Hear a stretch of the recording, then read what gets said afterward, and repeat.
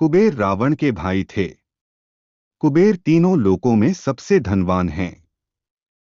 अभी भी किसी धनवान व्यक्ति को समाज के लोग कहते हैं कि उसके पास तो कुबेर का खजाना है। एक दिन कुबेर के मन में विचार आया कि उनके पास इतनी सारी संपत्ति है, परंतु बहुत ही कम लोगों को इसकी जानकारी है। इसलिए उन्होंने अपनी संपत्ति का प्रदर्शन करने के लिए एक भव्य भोज का आयोजन किया। अर्थात उन्हें अपनी संपत्ति का अहंकार हो गया था। उन्होंने इस भोज में तीनों लोकों के सभी देवी देवताओं को आमंत्रित किया। भगवान शिव उनके इष्ट देवता थे, इसलिए उनका आशीर्वाद लेने वह कैलाश पहुंचे और नम्रता से भगवान शिव से बोले, प्रभु, आज मैं तीनों लोकों में सबसे धनवान हूँ। यह सब आप ही की कृपा है। मैं अपने निवास पर एक भोज का आयोजन करने जा रहा हूँ। कृपया आप परिवार सहित भोज में पधारने की कृपा करें। भगवान शिव तो अंतर्यामी हैं। वह यह जानते थे कि कुबेर को अपनी संपत्ति का अहंकार हो गया है और वह कुबेर के अहंकार को नष्ट करना चाहते थे।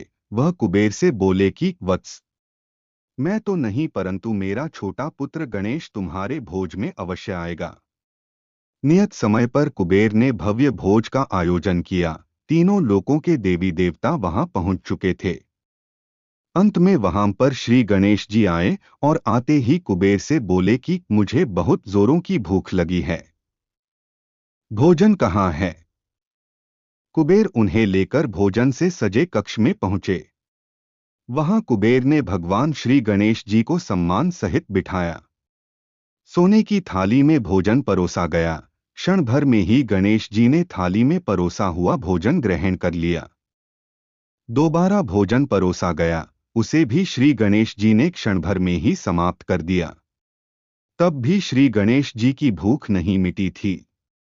बार बार खाना परोसा जाता और क्षण भर में गणेश जी उसे समाप्त कर देते। थोड़ी ही देर में कुबेर द्वारा भोज में बनाए गए सभी भोजन श्री गणेश जी ने देखते ही देखते समाप्त कर दिया। परंतु तब भी श्री गणेश जी की भूख शांत नहीं हुई।